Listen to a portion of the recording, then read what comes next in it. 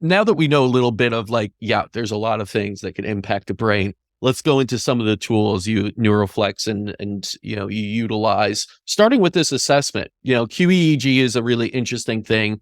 I know we've utilized it at our center at times, but can you go into how this brain mapping is kind of the assessment of the brain and how we could utilize it to empower ourselves to create more healthy functioning brains?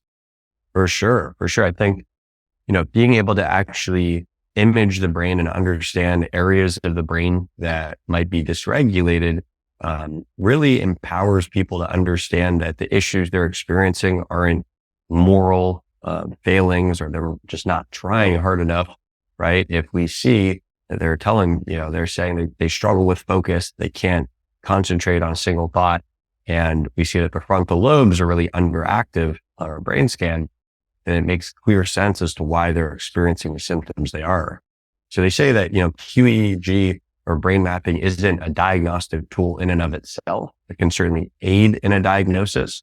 I think it can help kind of put pieces of the puzzle together in terms of understanding why someone's experiencing the issues that they are, but maybe more importantly, also being able to localize what specific brain areas are generating those problems. There's different subtypes for different conditions. And so two people that are both coming into the office and telling me that they're depressed and they can't get out of bed. For one person, it could be issues with the temporal lobes. For someone else, it could be issues seen in the parietal lobes. And based on that, that's how the training, such as the neurofeedback, we're going to be able to really target the areas of the brain that we see the most dysfunction at in order to really create a personalized plan to help each person. Think a cookie cutter approach where you're just giving the brain a certain protocol. It's going to help some people. It's going to make no change for other people. And for other people, it's going to actually make them worse.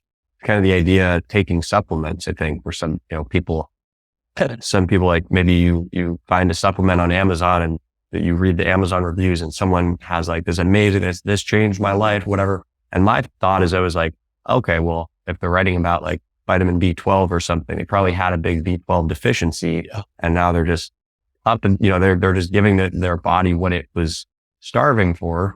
Whereas someone else with adequate levels of B12 probably isn't going to feel too much. And someone that already is taking lots of different vitamins may already have excessive levels of B12.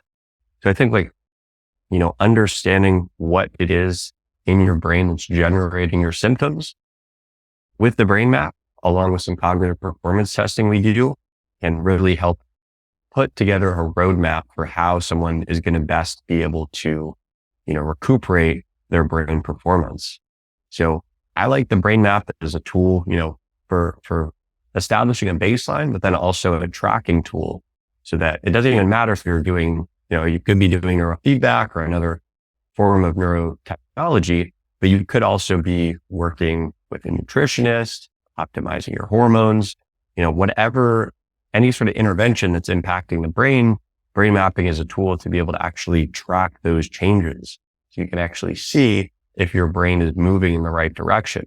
So I think, being able to have that evidence of, like people feeling subjectively better is obviously really important. But when people pair that with the subjective evidence that the brain actually is changing in a positive direction, I think that really improves compliance and really encourages people that this neuroplasticity that everyone's talking about, that this is actually a real thing that they're able to experience and able to actually change their brain in tangible ways that we can measure. Yeah. And the subjectivity of person to person can be very nuanced, and sometimes you can miss it, especially since it's a small daily improvement. Even a % a day over time is an amazing improvement over time. But if you're just looking on day to day, you're saying, I'm not seeing that much improvement. Whereas something like QEEG brain map can actually show, well, we are seeing great improvement, actually. Think about, 3 weeks ago, you were completely missing words and you had and now you're here. Yes, it may not seem like it from day to day, but over the course of long stream with the QEEG there, people can substantiate that and go beyond looking for huge differences and see the nuances over time are actually a wonderful thing.